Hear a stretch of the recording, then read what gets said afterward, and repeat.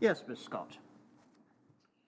Before I return to my questions in relation to Dr. Boulton's time at Edinburgh, he has asked me to bring up a table that he's put into his witness statement. He wants to say something about that. It's WITN 3456002, and it's page 26.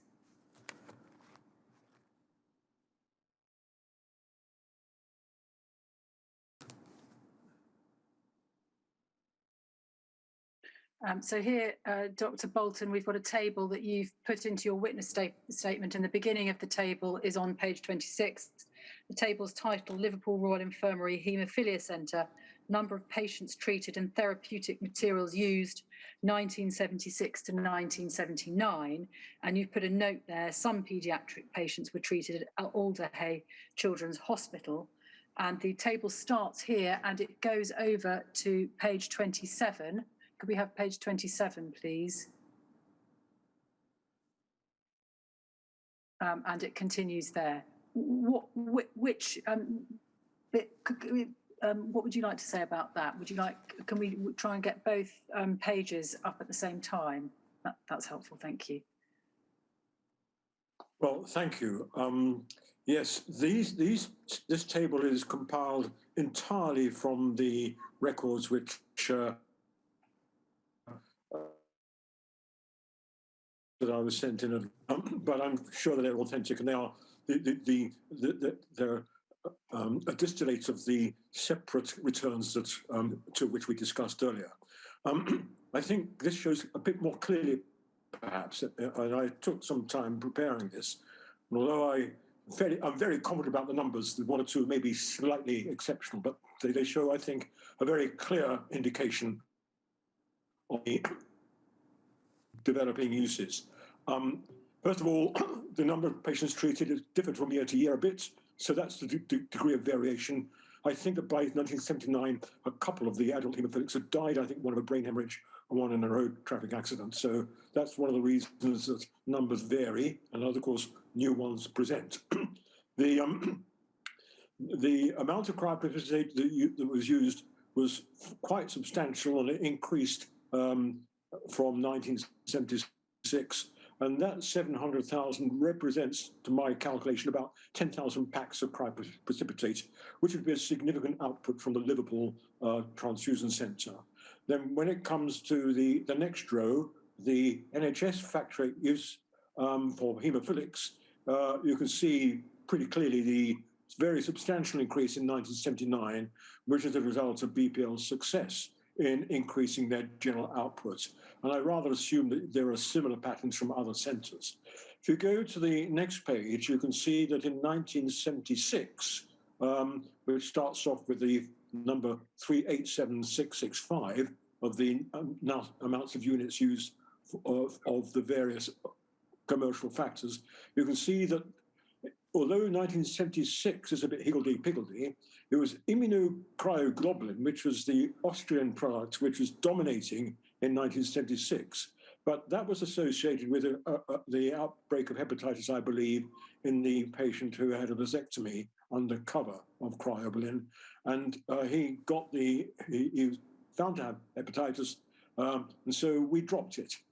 So the next year is considerably less. And I think the residual in 1979, that 750, possibly represents the remaining bottles in the bank before they expired. You can see that the most important, most significant replacer was the armor product, which dominated in 1978 and 1979. While at the same time, of course, the NHS product increased, and in that row towards the end, total factor rate given, you can see how it almost doubled in total from 1976 to 1979. I think that gives a fairly clear summary of the changing patterns of use in the haemophilia centre by the haemophilics in Liverpool and at Alderhay during that period. And I think that might be quite useful, I hope, to the inquiry. Thank you. Just one question on these documents. It's really an arithmetical question, I think. Can we just go back, Ms. Scott, to the 1979 returns which we looked at earlier? Yes, the 1979 return is at HCDO 301344.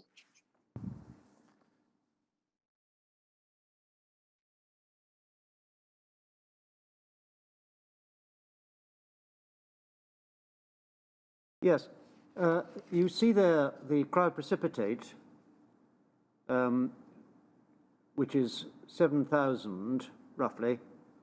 Now 630,000 units, that I think works out at 90 per bottle. If you go back please to what we've just been looking at.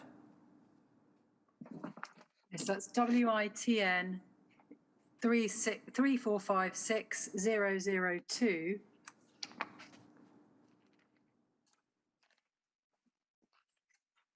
And I've already forgotten the page number. I beg your pardon. Yes, 3456002. Dr. Boulton, can you recall the page number? I can't recall the page number, I'm afraid. But Sir Brian, you're absolutely right. The maths do differ a bit. And the reason I mentioned that, I'm sorry, the reason I'm mentioning that is that on your table, you say that you're assuming that it's 70 per bottle. Yeah. And obviously that doesn't work out, does it? There's a slight inaccuracy there. You're absolutely right. I wouldn't have drawn your attention to it if it hadn't perhaps been that as a result, it looks as though there's been more cryoprecipitate than any other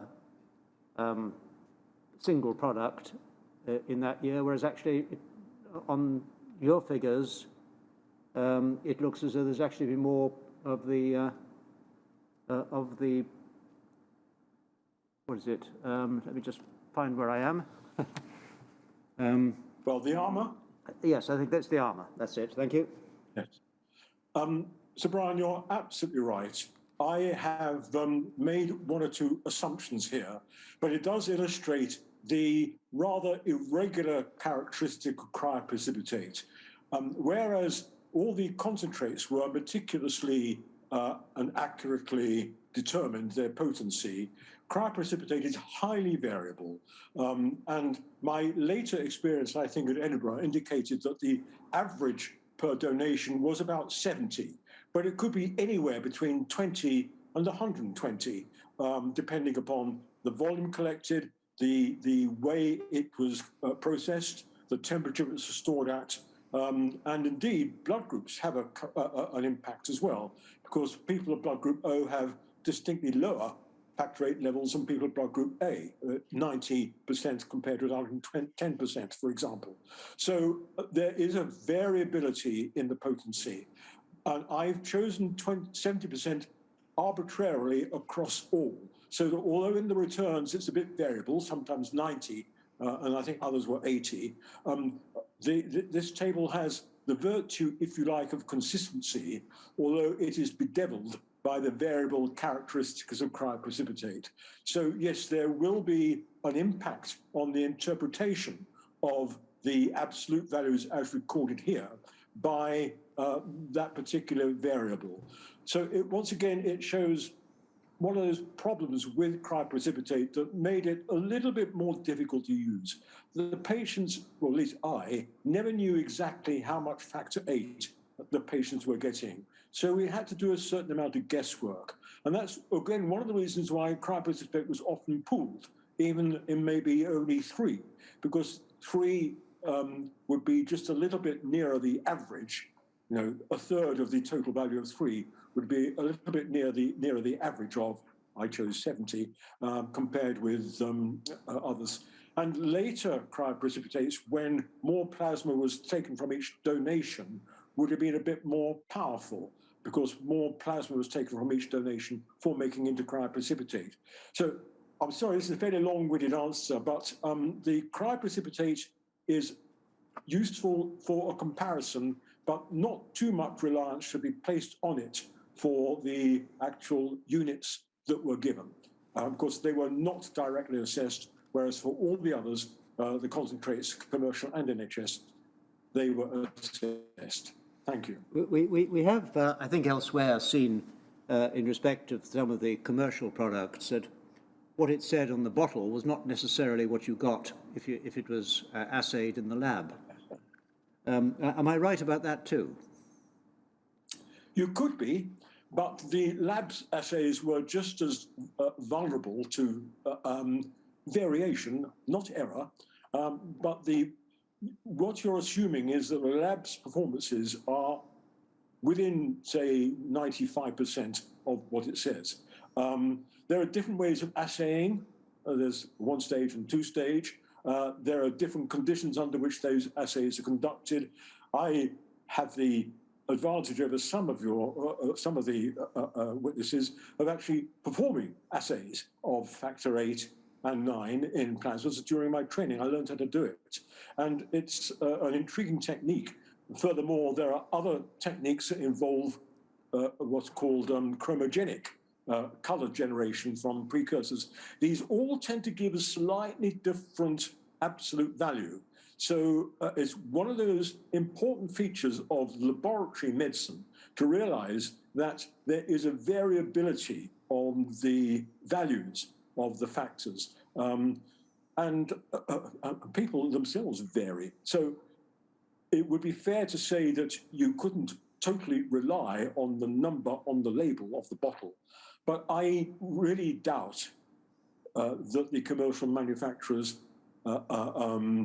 exaggerated the amount in there, quite apart from anything else. They were subject to inspections. The Americans, the FDA, was quite a fierce body, the Federal Drugs Authority. So I think that they would have been very wary about massaging the numbers on the bottle.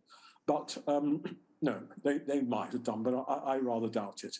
But so there are other reasons. They would come back if they were challenged with all those points I have just made.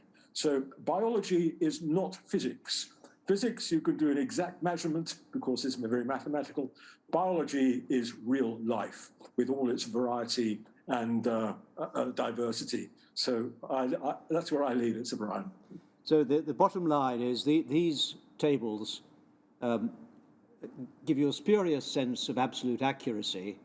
The truth is they're a pretty good indication. Is that a fair summary? Yes. Thank you. Pinch of salt is very reasonable in that, but I do think they give a reasonable representation of the varying patterns of usage and the almost doubling amounts of factor 8 given between 76 and 79. I think that is a reasonable assumption. It may not have been exactly 860,000 to 1,550,000, but it'd be somewhere between 800 and 1,500 or 700 and 1,600 or whatever. So I think you can take it that that's a reasonable assumption, reasonable indicator, but not an absolute. Thank you. Thank you very much. So, Dr. Boulton, I'm going to pick up now where we left off before lunch. I'm going to turn first to a document, a letter that you wrote to Dr. Ludlam, and it's PRSE 3044. And when it comes up on the screen, we'll see it's a letter that you wrote to Dr. Ludlam, dated the 10th of May, 1982.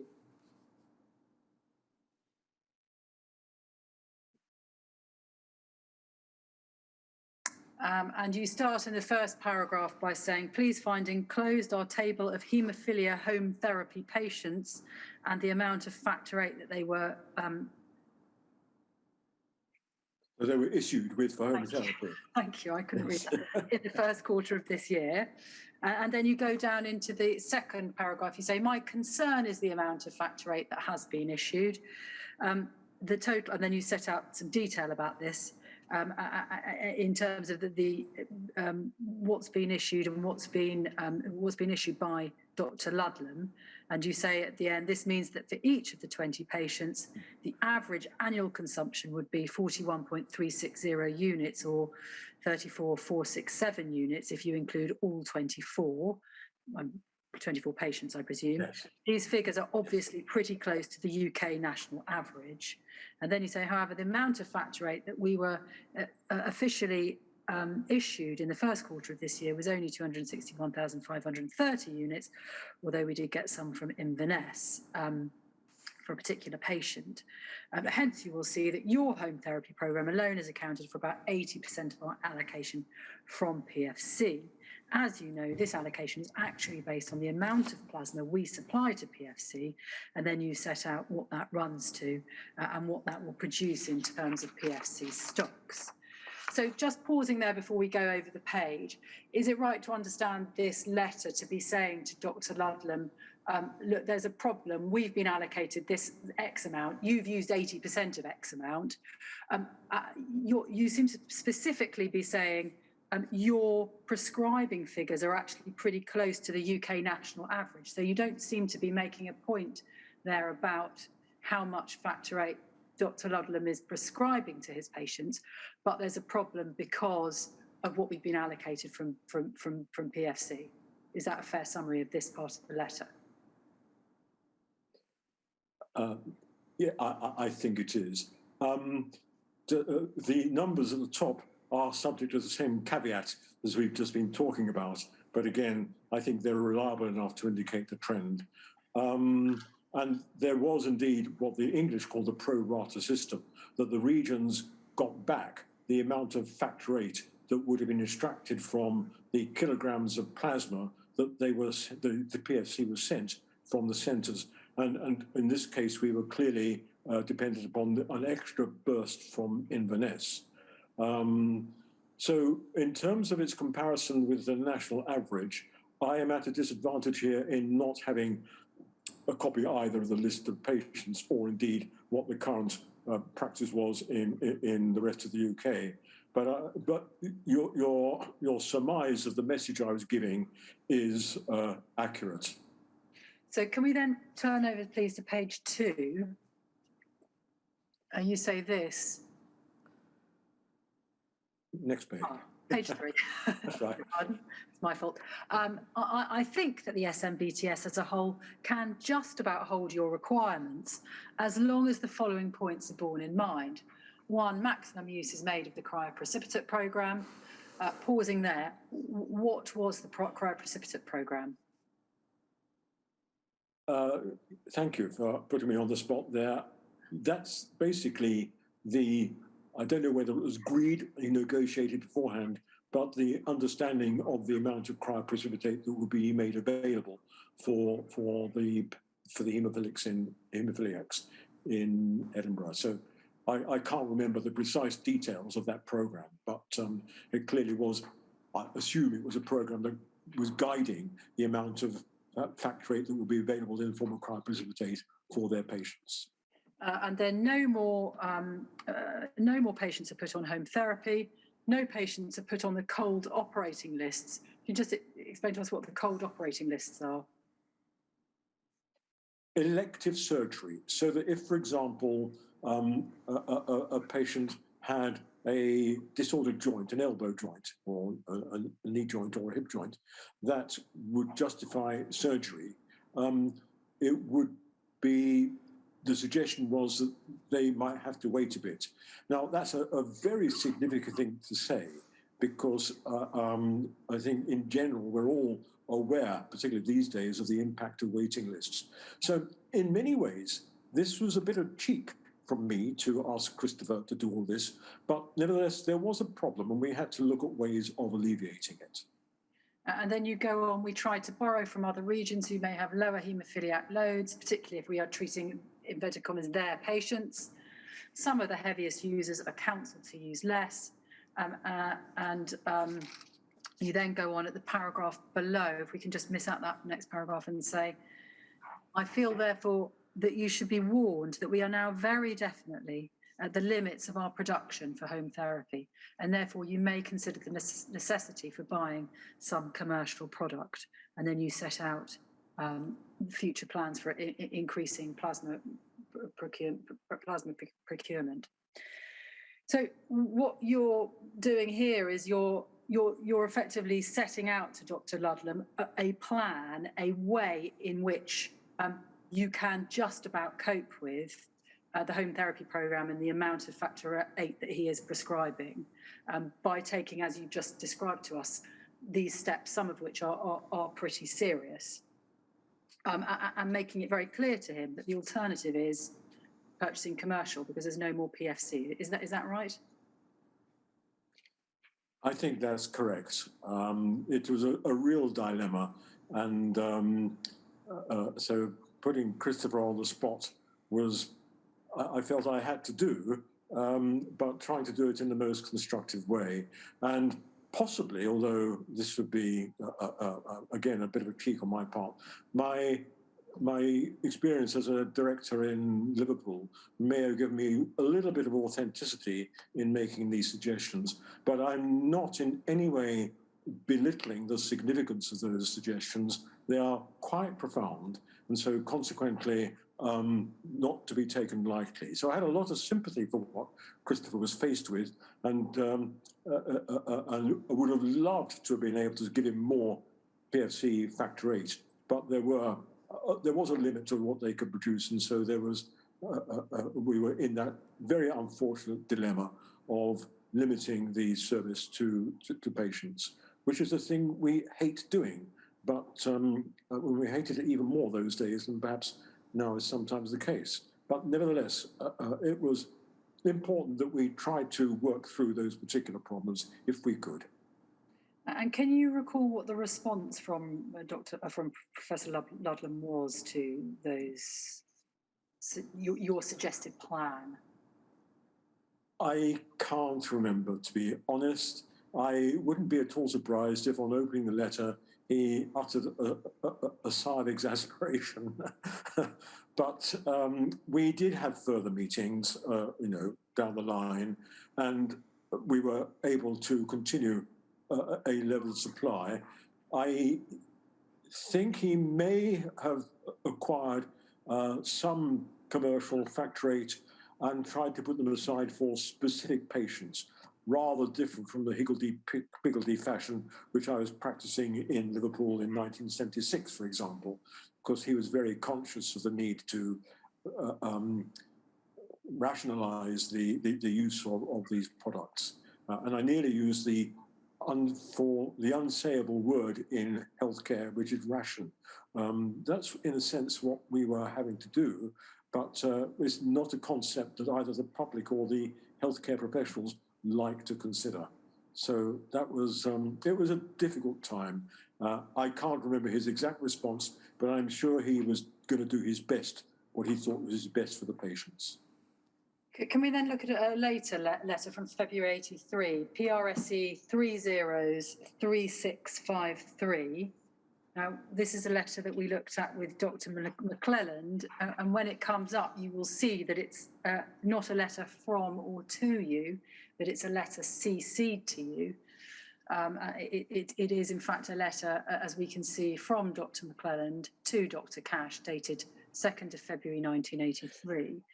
And in the second paragraph, he is updating Professor Cash, or Dr. Cash as he then was, about the discussions that you had had with Professor Ludlam about the PFC supply problem. And then it's in the third paragraph that I want to draw your attention to and ask you a question. My conclusion is that while I'm more than happy to meet with you and Chris and Frank to attempt to resolve the problems, this really isn't the whole answer to the difficulties. I would suggest that there is a need for a peer review by the haemophilia directors producing some clear guidance as to a reasonable level of consumption for the Southeast haemophiliac population. So is it right to understand this letter that matters had moved on somewhat from the letter we just looked at, where you weren't expressing a concern about the levels at which Dr. Ludlam was using factor 8 for his patients, because you had noted that it was along the national average. But by the time it comes to February 1983, having set out the plan, the workable plan, you're saying something rather different. You're saying actually that there may be a problem now with whether or not there's a reasonable level of consumption for the Southeast haemophiliac population. Yes, I do actually remember this letter, and seeing it again a few weeks ago reminded me. This was a difficult period in more ways than one, and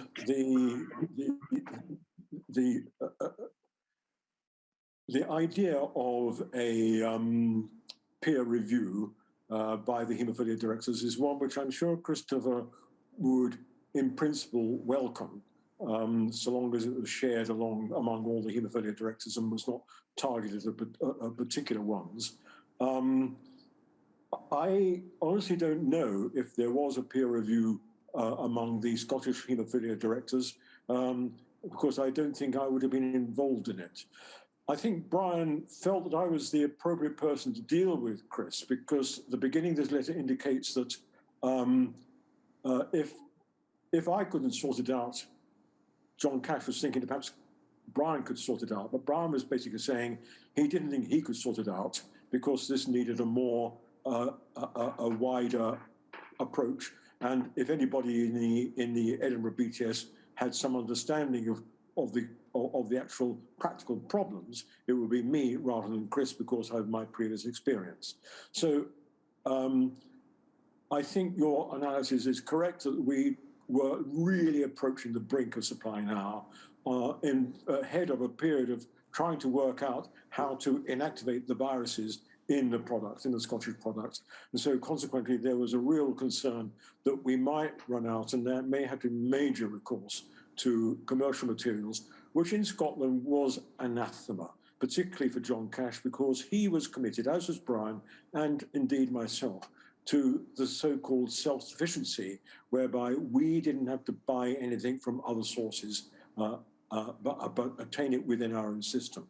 So I think a peer review is a very nice idea from the outside, practical difficulties from within, but I'm pretty sure that Christopher would have welcomed the concept of sharing experiences among the haemophilia directors and trying to get some consistency across the level of demand. But again, this is biology, it's not mathematics, and variables occur all the time.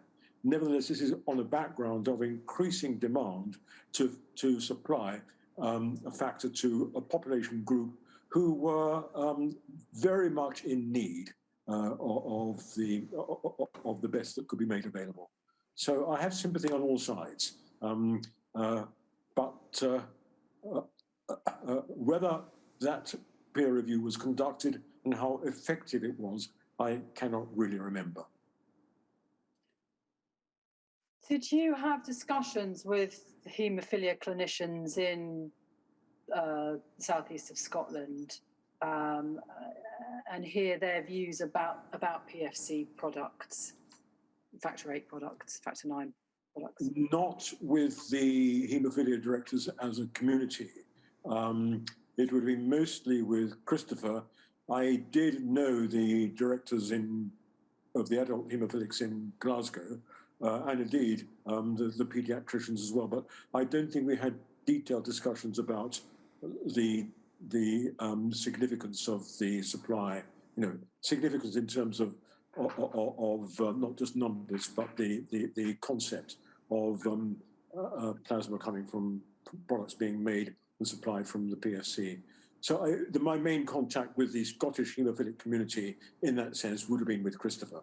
But I mean, he was a very informed person, so would be his opinion was pretty sort of, I think he was a bit of a leader among the haemophilia doctor community, actually in UK, quite apart from Scotland. So his feelings were very important to understand. So did you gain an impression either from him or from, as you say, any of the other clinicians that you were in contact with about what their view was of the SNBTS intermediate product that was available between 83 and 84? Well, their opinion and indeed our opinion would have been very much influenced and shaken by the discovery of contaminated batch or batch or two in November 1984. Because until then, there had been a hope. I don't think it was a complacent hope, but a hope that blood donated in Scotland from a carefully selected group of donors would not be contaminated with the AIDS virus. The fact that that was unfortunately proved to be misguided by this contamination was indeed a shattering blow, as I said earlier, and may well have had an impact. But until then, I think there was a real hope that Scotland would be more or less HIV, Scottish-derived blood products, not just factory, but the donations would be pretty well free of the HIV virus. This is an interesting period because that donation was probably collected in 1983, which was the year, the crunch year in many ways for the country, and particularly in Scotland, because Brian in particular, Brian McClelland and our colleague Anne Smith were working very hard on preparing leaflets for donors to understand the significance of the impending HIV/AIDS epidemic as it became, and would therefore refrain from donating. And this was because we felt, and I shared this with Brian and with Anne, that the most likely explanation for the rise of HIV that was beginning to appear among the haemophilics in America and then beginning over here could only be really explained by an infectious organism. I do know that Christopher also accepted that as a probability, but was along with others in the English centres, and I, as you know, I had correspondence with others, including Professor Bloom and Peter Jones, in which in the middle, in May 1983, they were still of the opinion that the chances of HIV actually being an infectious disorder, and indeed of, if it was, of it arriving in Britain, was sufficiently dubious for them not to abandon the use of American product. In other words, they were hoping, against hope, that the contamination was not due to an infectious organism, but was due, as I think I've said in one of the other meetings, due to a concatenation of inflammatory experiences and lifestyle experiences that put at strain the immune profile of the people who are most likely to get AIDS as a result of their lifestyle. It's too glib to say, but someone did say to me once that what we are transfusing, we're not transfusing lifestyle, we're transfusing particles.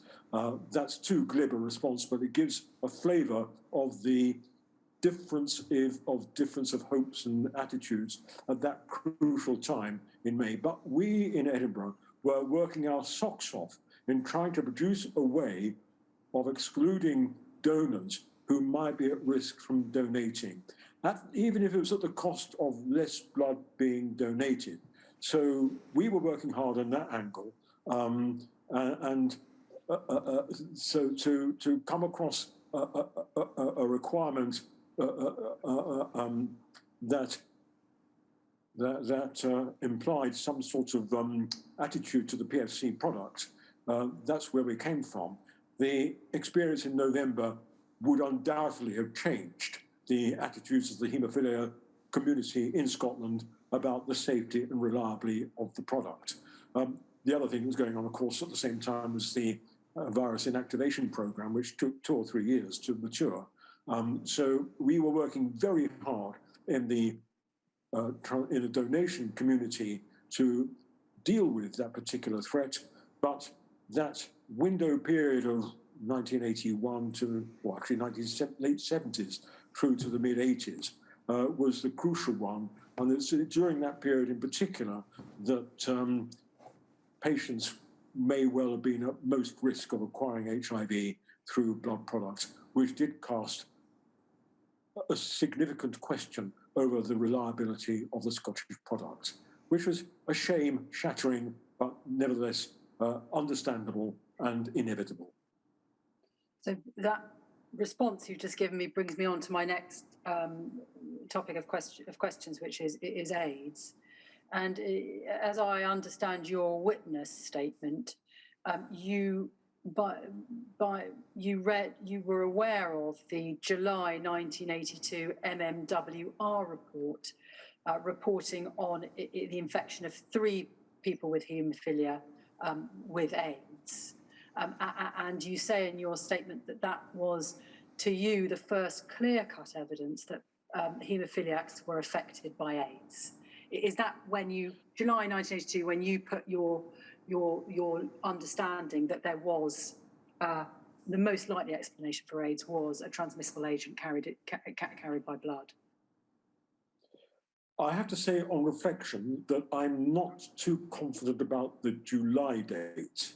I am confident that later, in the end of 1982, we felt it's very likely that it was a transmissible agent. On reflecting my Penrose inquiry statement, I see that I was pretty firm about that July date. I've been thinking more about that, and quite apart from anything else, it took a little time for the MMWR reports to reach us, a few weeks, and it may well have been a little later in that year. I think it's fairly likely that we were aware enough of this particular risk before the Edinburgh Festival of 1982, which of course was a very significant event in Edinburgh life. But I don't think I could totally say with certainty how much that impacted us for 1982. We wouldn't have known what to do really at that stage. By 1983, it was much more evident, and so we worked very hard at that particular time. But I am confident by December 1982, we were of the opinion in the Edinburgh and South East Transfusion Centre community, medical community, that the most likely explanation of the increasing number of haemophilics, and then in early 1983, there was some in Britain as well, would have been due to an infectious particle with an epidemiology resembling that of hepatitis B, although probably a very different kind of particle.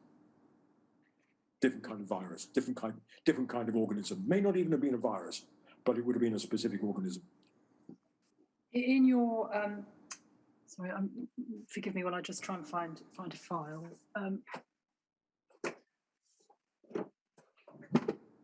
Right, in your witness statement, you refer to a. No, that's not right. Let me just find the right reference. I think I know what you're referring to. The meeting. Ah, sorry, found it. Okay. Got too many files here. Here we go. There we go. So, right. In your witness statement, you refer to a meeting that took place in September 1982 of UK Haemophilia Centre directors in Manchester that you attended. I don't think we need to go to it, but for the transcript, the reference is CBLA 301619. And your witness statement tells us that in the discussion about AIDS and in the minute, there is the discussion about the MMWR report about the 3 haemophiliacs who were diagnosed with AIDS. And you comment on the fact that the minutes say it appeared that there was a remote possibility that commercial blood products had been involved, and then Dr. Krass asked the directors to let him know if they have any cases of the AIDS syndrome. And in your witness statement, you make it clear that at that meeting you were surprised, troubled, noticed that this was being underplayed by, as you saw it then, the English Haemophilia Centre directors, in a way that took you by, I think, took you by surprise.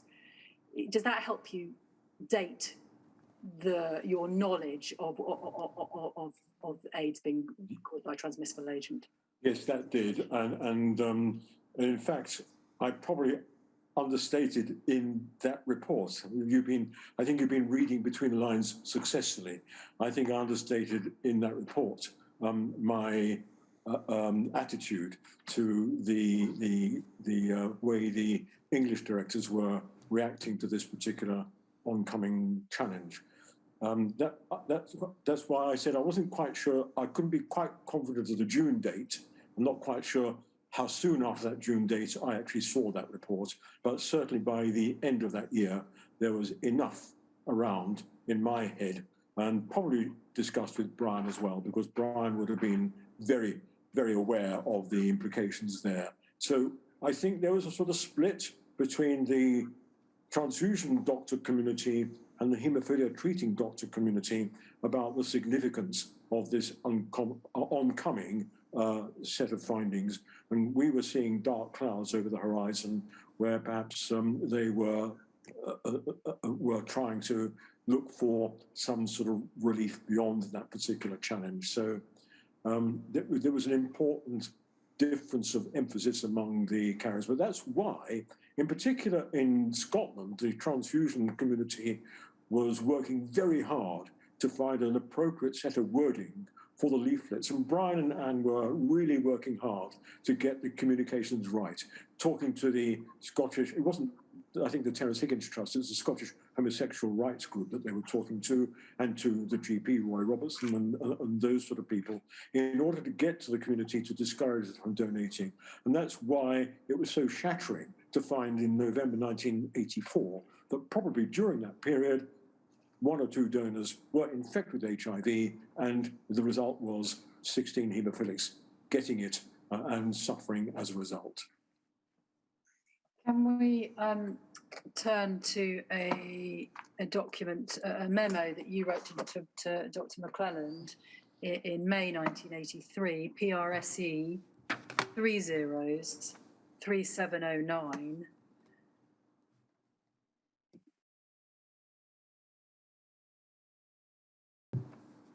And when it comes up on the screen, we'll see that it's dated the 30th of May 1983. Yes. And it says, "Dear Brian, just to let you know, I telephoned Peter Jones on Tuesday, 24th of May on the subject of AIDS. I was basically following what he was claimed to have said on the nationwide programme the previous week about non-rejection of gay donors. He told me that what he actually said was that there should be no discrimination against anyone who wished to donate blood, and in particular, there should be no questions into their sex lives. However, literature should be provided to include definition of high-risk categories, etc." And then if we jump down to the penultimate paragraph, he also claimed that there is a lot of doubt about the diagnosis of all the AIDS cases in the UK. We haven't got the right bit up on screen. He also claimed there is a lot of doubt about the diagnosis of all the AIDS cases in the UK, and in particular the haemophiliacs. I felt he was being somewhat less than cautious in his attitude, but this is not unexpected given his interests, etc.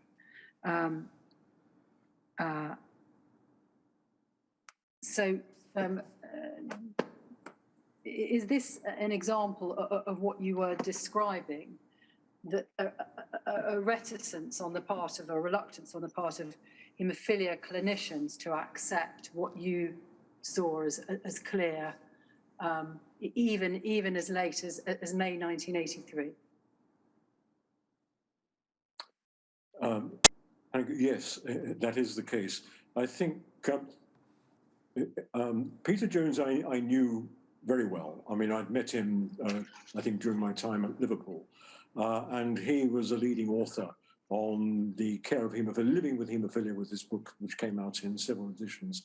And he was a very informed and concerned clinician concerned for the welfare of his patients.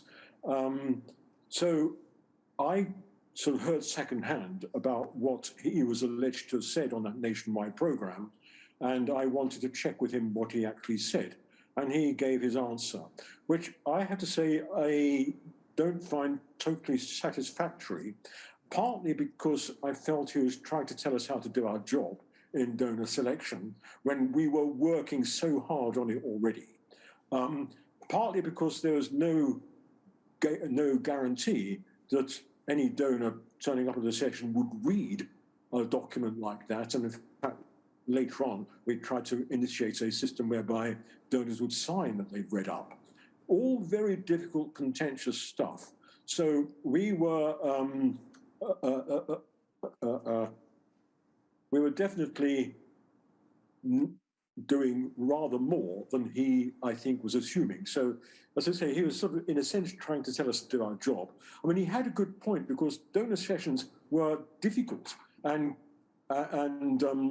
confidential conversations with a haemophilic about their sex lives would have been very difficult. But nevertheless, a leaflet we felt was not sufficient, and we needed to do rather more than just the techniques which he was saying. It was important to try to get this a more thorough aspect. And coyness about sex lives is not necessarily the best way ahead. The second part, which is still got up, about the diagnosis, this is precisely what I was saying.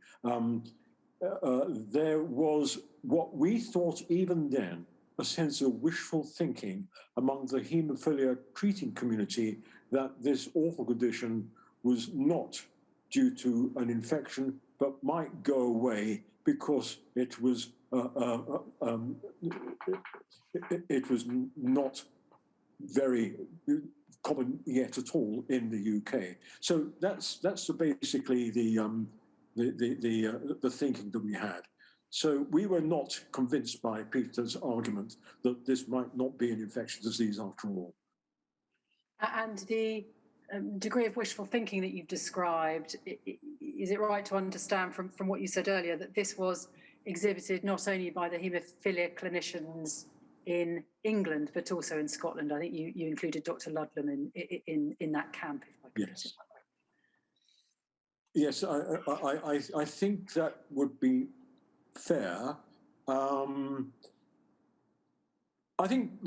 sure that intellectually Christopher accepted the probability of infection, but emotionally the implications of that were so vast in terms of potential withdrawal of treatment for patients that in a sense it was almost unthinkable.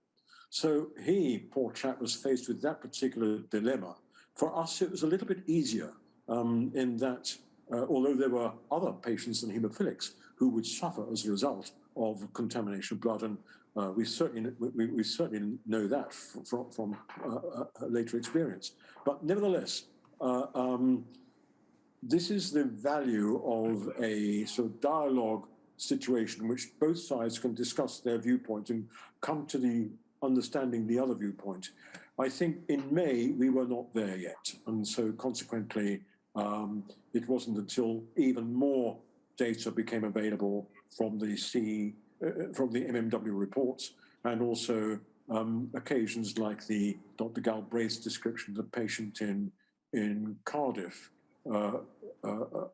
which I think became more and more convincing that this was not a condition that could be passed on by a concatenation of environmental circumstances or lifestyle, but actually did represent the outcome of an infectious organism contaminating the blood donation and persisting in the end product, even though it had been diluted more than 1,000-fold. I'm going to ask you about a different document now. Can we have up, please, PRSE 303845? It's a document, when it comes up, that's dated the 27th of June 1986. It's a letter from you to Dr. Perry. And you say, may I pass on to you a couple of verbal comments about blood products from Christopher Ludlam? And it's the second paragraph I want to take you to. A young haemophiliac who previously had minimal therapy with factor VIII received an infusion of the current heat-treated product a month ago. He now shows signs of liver enzyme rises, indicating non-A, non-B hepatitis. Christopher is a bit ruthful with his own staff about this because he feels that his patient should have received 8Y or an equivalent product. However, the patient is apparently quite well clinically. Did you discuss this this case with Dr. Ludlam? This incident? I think the letter indicates that indeed was the case. This is the value of, I think this was at a formal meeting, which was nevertheless not really minuted, but these were verbal descriptions, reports to me by Christopher of his experience. So the first one is a good experience. Factor IX that was heat treated seemed not to transmit infections, but the last paragraph I think refers to the product which would be known as 8Y, which was a product that had received enough heat treatment to inactivate, hopefully, the HIV virus, HTLV3 virus, but there was some doubt about whether it was able to inactivate the non-A, non-B hepatitis viruses. And this was informative in that this patient's experience indicated that that process that Dr. Perry was unit in the PSC was exercising on this particular batch of factor 8Y, was indeed not sufficiently treated to inactivate the non-AB viruses, although it probably was able to inactivate the HTLV3 viruses. So, but also note the little point about the patient being apparently quite well clinically. This would be characteristic of the usual sort of course of non-A, non-B patients. So this was a very informative exercise, and this illustrates the value of the meetings that Christopher and I were holding. And this is 3 years after the previous correspondence we had, and nearly 2 years after the dreadful experience of November 1984. So this is a useful bit of information to pass on to Bob. And the use of the term ruthful in the letter, does that suggest that Dr. Ludlam thought there'd been some mismanagement of the situation by his staff? I have to say I don't quite know what ruthful means. It's obviously the opposite of ruthless, but basically he was a bit cross with his own staff about this because he felt that they should have selected this 8Y rather than, I think the previous product was NY. I think it was NY that they gave him, and somehow the selection of product system had gone wrong, and he didn't blame me for that, but it was his own staff somehow that were implicated, which is probably a bit unfair because I think it was a shared responsibility between the transfusion centre staff and the haemophilia staff in the laboratory there. But nevertheless, Christopher regretted this particular episode and possibly felt that the staff were responsible. Now, Christopher would have to answer that for himself. This may be a misinterpretation on my part, but that's the impression I think I got from that particular meeting. Apportioning blame is always a bit easy when you think about a situation like this, and it would be a more complicated episode than perhaps immediately meets the eye. Can I ask you some questions now about some correspondence on the 7th July 1986? I'm sorry, yes, 1986, that's correct. The first document, I'm going to go to both of them and then ask you the questions. First document is PRSE 303814.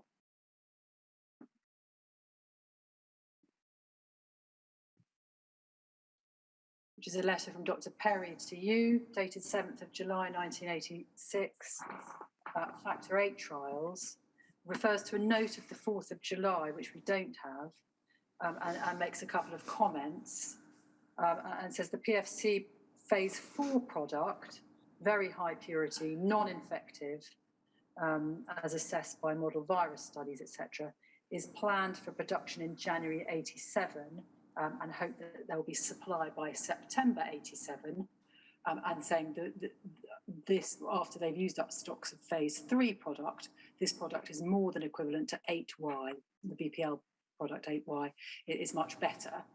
And then while there will be no PFC product virus-pseudally comparable to 8Y until September 86, after that time it would be my intention to supply the phase 3 product to virgins, since we hope to demonstrate by that time that it is virus-pseudally equivalent, thus removing the need to go south.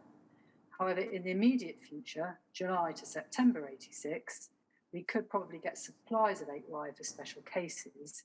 It would, of course, be preferable if these were obtained and supplied through PFC. And then the other letter I wanted to take you to is PRSE 304097.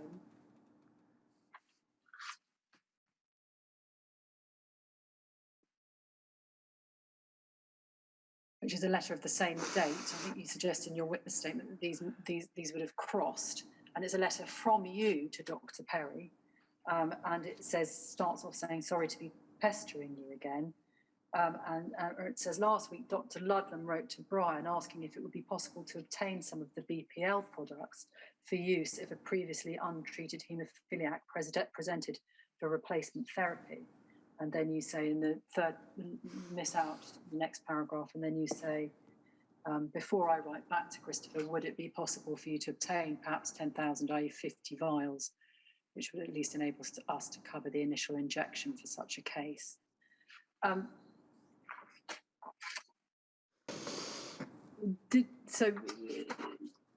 we can see from subsequent correspondence that indeed you did manage to get some 8Y from England, and it was provided on the basis that it was still in clinical trial, and so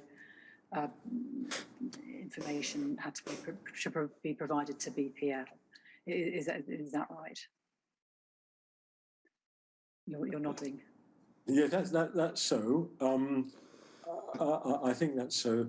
The previous letter, the top paragraph, the high purity product was that which later became known as Z8. And actually, I think there was some delay in the production. I think they ran into some technical problems when upscaling the production for this Z8 product when it came to the freeze drying process, which, as I alluded to earlier, is a delicate procedure. When upscaled, it probably it needed a further tweaking to ensure that the freeze drying was completely freeze dried, because it had to be completely freeze dried in order to dissolve on reconstitution easily. So it took a little longer to come out than they had initially hoped. But in the meantime, it was known that BPL had this product 8Y, whereas the product, I think, that was usually distributed from PSC was NY. Now, I get confused by these various acronyms, but I think the NY was the one that inactivated HALV3, but may not have inactivated the hepatitis viruses, whereas the 8Y and Z8 inactivated both. Z8, there was great hopes for because that was very pure, and that purity would also be a factor enabling its constitution in small volumes, very powerful and good to administer. So that was the ambition. So in the meantime, there was a gap, and Christopher needed reassurance that he could get hold of NHS produced trade that would be virus, that would be effectively virus inactivated. And so we managed to procure 50 for him. Actually, I sort of beat him down. I think I beat him down from 500 to 50, which would have been quite difficult for him, but the 500 would have been quite difficult for us to take him from BPL. But nevertheless, we did come to an amicable arrangement whereby some was available for Christopher's new patients in the case of need, available from us in the blood transfusion service. So in summary, that's correct. And did you understand that Dr. Ludlam's request for this safe 8Y product was triggered by the episode we looked at in the correspondence from June of the minimally treated patient who had been infected with non-A, non-B? I think so. That sounds likely. And would there have been any impediment to you making a request of BPL for a supply of 8Y earlier than you did? Well, we know that BPL were also facing up to the same problem of quantity of supply. And we were loath to put them under extra pressure. In fact, I think one would have understood that BPL may have thought, well, the Scottish haemophilics are getting quite a good service already. Why would we have to give them some of our stocks to which might prejudice our own ability? Now, I'm sort of overstating the case because the relationship between the Scottish PSC and the English BPL was one I think I described it as cordial rivalry, in which they shared ideas about production and was a lot of cross-talk between them and indeed mutual benefit. But the way these things go, at various stages, one centre will be a bit ahead of another centre in terms of the quality of the products it was making. It's not possible to just transfer one technology from one place to another in toto, because there would be different scales, different degrees of equipment design and that sort of thing. But nevertheless, there was a cordial relationship. And okay, there was a bit of a barrier. We would be reluctant because, quite apart from anything else, it would indicate that the Scottish system was failing, possibly. But we did recognise that there was a value in this product from BPL, and it would be better to offer that to the Edinburgh haemophilics than, for example, a commercial concentrate. And so BPL were very willing to help us out on that to the extent that they actually did. And then last document from me on what in your time in Scotland is PRSE 303825. And when that comes up on screen, we will see that that is a letter from Dr. Ludlam to you, dated the 11th of June 1987, and it's in relation to the treatment of his patients with the Z8 product that you were just talking about. And he says, I am led to believe that the issue of Z8 to patients has begun. I was aware that the standard product was running short. Just pausing there, the standard product, is that the NY product? Is that your understanding? Yes, I think so, yeah. Was running short, and that we had agreed to discuss the further evaluation of the new material, but I was under the impression that there was several weeks' supply left. I do not recall that I agreed that patients should be treated with this material. So far as I'm aware, it does not have a product license from the CSM, nor a clinical trials exemption certificate. I'm unclear on what legal basis it's being issued and who is responsible for any adverse side effects. And then he says at the bottom of the letter, the last paragraph, or penultimate paragraph, he says one patient, as you know, one patient who received Z8 developed central chest tightness. And I'm naturally very worried that this material has been issued without any agreed monitoring arrangements. And then the last paragraph, he says, I'm now faced with a fait accompli over Z8.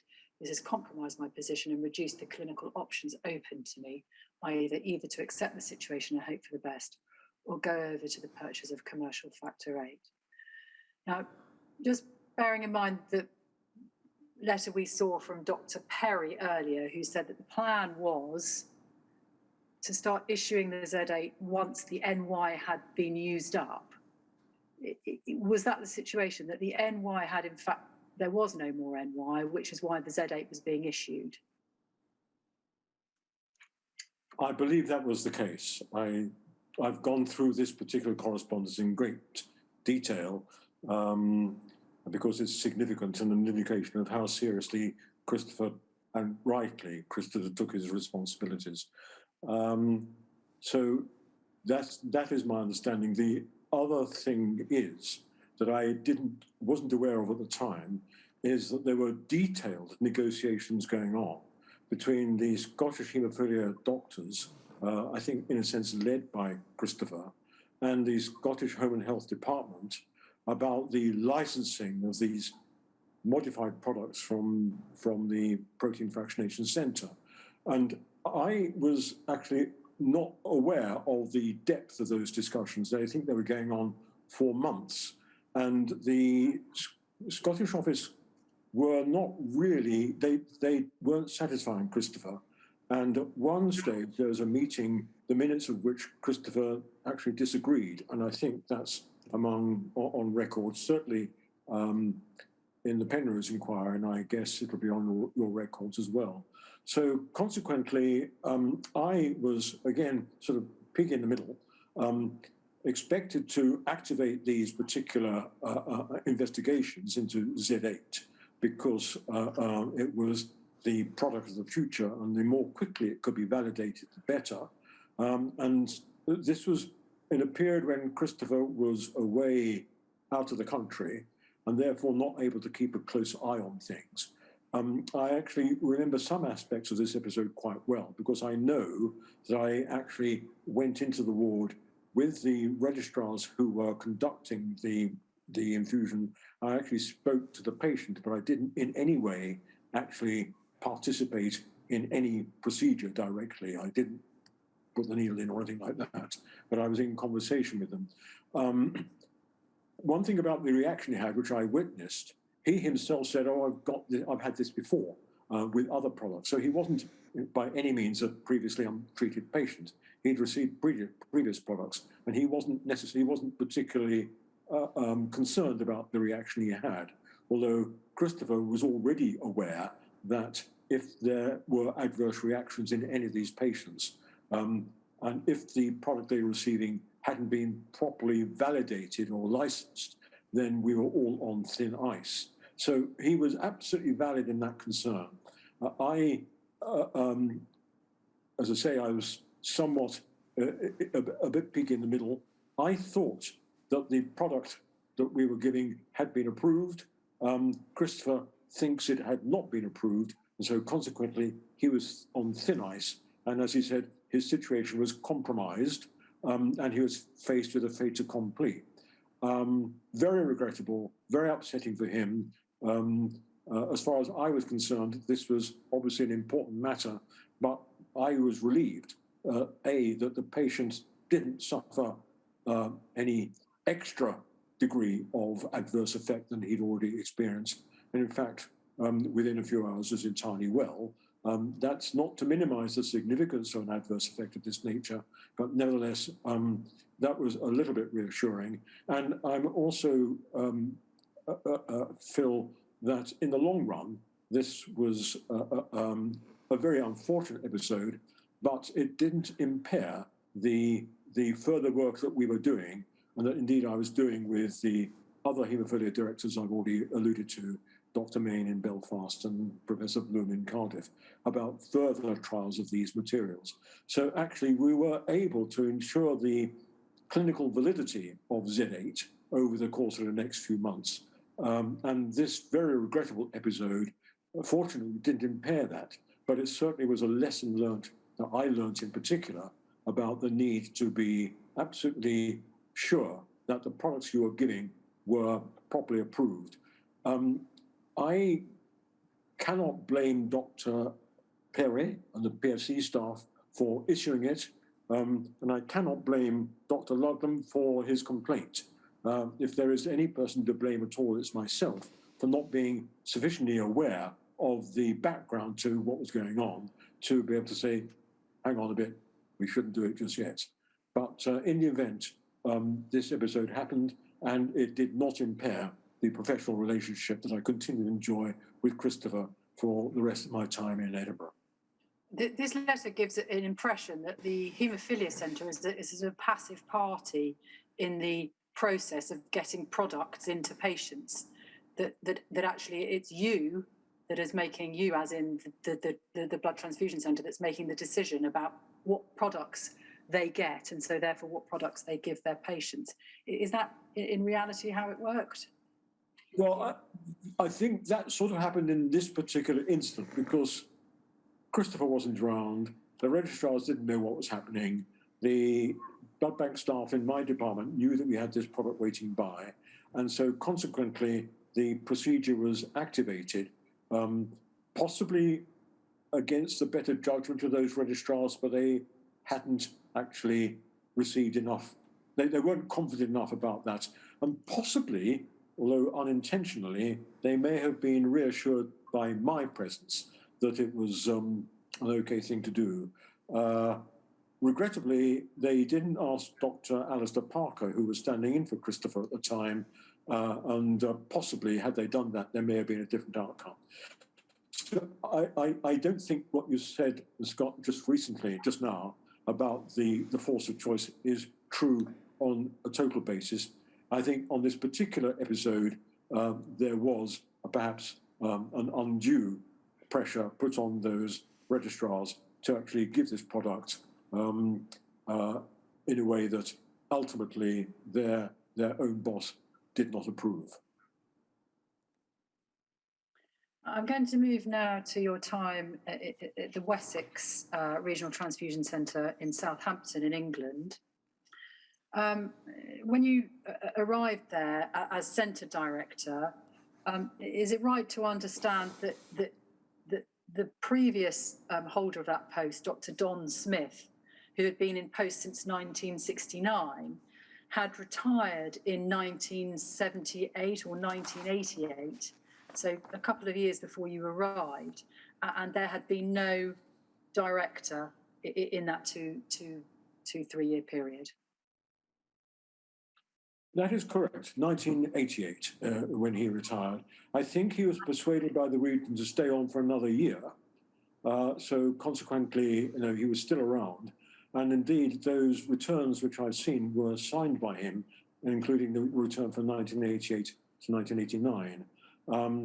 But yes, Don was very experienced. The history of the Wessex Transfusion Centre is that it was created in 1969 or so, and was to be run by the Wessex Regional Health Authority, which was a sort of carve-out of the southwest bit of South Thames and the southeast bit of Bristol to produce the region of Wessex. And a parallel thing happened for the transfusion service. So there was a decision to build a new transfusion centre to open in about 1970.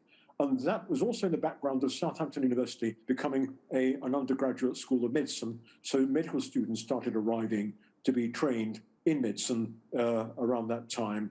And it was thought, I would say on good grounds, that to have a regional transfusion centre sited in the teaching hospital grounds of the new teaching hospital, which is also being rebuilt with lots of money, was a good thing. So it all fitted together that there should be a nice, new, shiny transfusion centre that was distinctly post-war to be built in Wessex at that time. And I think the centre opened in about 1971. Regrettably, it had not escaped the whole style of the past, in that the main feature in the building was a glass bottle washing plant, expected to wash bottles analogous to a milk dairy in order to prepare, because until during the war and afterwards, for the first couple of decades, blood was supplied in bottles. In fact, the first blood transfusion I undertook as a medical student to patients was conducted from blood in glass bottles. These were transitioning during the 1960s and 70s to plastic. So most of the regions in the UK by 1970 were almost entirely using plastic for collecting blood. which is a great advance. Wessex wasn't there, and they didn't really get to a full plastic equipment until well into the 1970s. But that was the thinking of the Wessex Centre at that particular time. And Dr. Smith did retire, but there was a vacancy for the directorship. I, in fact, saw the first advert in 1988 and decided not to apply because I wasn't getting good signals from Wessex or from the rest of the Transfusion Centre about what Wessex was like. And also, I was nowhere near ready in 1988 to actually consider a move. So when they re-advertised in 1990, I was surprised because I thought the post had been filled. And when I went to visit the centre in about April 1990, in order to consider whether to apply, he wasn't there. The only consultant there was Dr. Andrew Herborn, who expressly did not want to be appointed as director because he felt that being a director would take him away from the hands-on bench job that he was actually doing as a consultant, mostly involved with blood donation procedures. And Andrew was a very conscientious and good consultant, utterly reliable in his work. And I can sort of understand why he did not want to take on the extra responsibilities of being a director. So the place had been devoid of a medical director. The region had appointed a senior administrator, manager, whose name was Jim Smith. There are lots of Smiths around at this time, but Jim Smith was appointed from region to be the administrator of the centre. And without making too great a play on this, it was everybody's opinion within a few months that this was a disaster, and that he was not really leading the centre in the direction it should have been. And that came from the senior staff there, not particularly Andrew, but from the senior scientific and nursing staff there, who felt that Mr. Smith didn't really understand the business, underestimated the degree of work involved in running a transfusion centre. So when I came, I was appointed to be the co-director. So I didn't take the post of director directly. I was required to work with Mr. Smith. So when I went to visit them, I had a conversation with him, and never having met him before, I didn't really get to grips with his own particular abilities. He was able to say all the right words, but I didn't, so I didn't see beyond that. So I applied, was appointed somewhat to my surprise, because there were other good candidates as well, took on the post, and within 2 or 3 months realized that I was working with a man who was impossible to work with. He sort of countermanded everything that I instructed the staff to do. And eventually, other people, the clinicians, the haematologists, not so much in Southampton, but in Portsmouth and in Bournemouth and in Winchester, went to Dr. Wynyard in the region and said, you've got to give Frank the freedom to do what he wants to do, because he's got all the right ideas and is not being allowed to do that. Now, I didn't say that to anybody. They were able to discern that from the activities in the centre. So Jim Smith was reabsorbed into the regional health authority, and Graham Wynyard funded me to go on the King's Fund course in medical management in order to be prepared to take up the post of what he rather grandiosely described as Chief Executive Officer of the Wessex Regional Blood Transfusion Service. Now, naturally, I was a bit flattered by that. I enjoyed working with the Regional Health Authority. There were lots of interesting people to meet in public health, and it was an attractive way of working. It wasn't to last. That particular link was disrupted in 2 stages, so that by 1995, the Regional Transfusion Centre, there was no Regional Health Authority, and the workings of the Regional Transfusion Centre were transferred to the National Blood Authority. So that in a nutshell is the history of my appointment the working which I took on, the relationships I had to develop, and how it went from there. But after Mr. Smith's departure, the region were extraordinarily helpful. They were 12 miles up the road in Winchester. We were in Southampton. And I honestly think that for most of the 1970s and 80s, after the flush of initial opening of the new centre, Dr. Smith was more or less neglected by the region in any meaningful way to help him cope. When I arrived at the centre, I found that there were 5 different bank accounts. That was quickly rationalised by me in the course of a year into one when we took on a new treasurer for the centre. The region supported us very well. Dr. Wynyard supported me, as did Ken Jarrell, the very senior figure in the NHS management structure nationally. So consequently, we were well supported for the last 2 or 3 years of my time, which enabled us to develop a good, comprehensive computerized system, and even better, a really spanking up-to-date blood processing operation, which I think was, in 1994, 1995, would be among the best in England by that time, because we'd learned the lessons from so many of the other centres. So that was my beginning at Wessex, and quite understand why Dr. Herborn didn't want to be the director. He was doing a fine job as consultant, and the two of us got on very well. We did take on a third consultant for a few years. That was less of a success because I think that there were certain aspects of the job that were taken over by the National Blood Authority. So consequently, what happened then is that Dr. Herborn moved to Birmingham, I think in about the year 2000 or so, or in the late 1990s.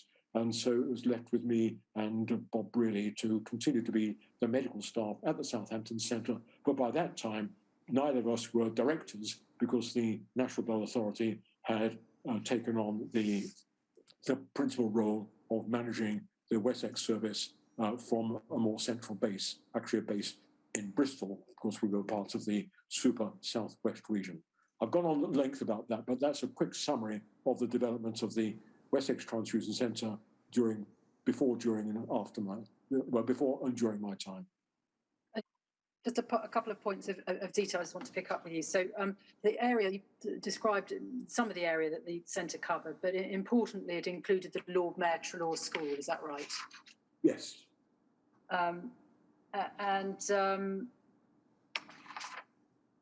Yes, you have set out in your witness statement, I don't think we need to go to it, the urgent priorities that you needed to address when you arrived at the station, which included the fact that donor records were completely paper-based, and you've described that was the system of computerization that came in.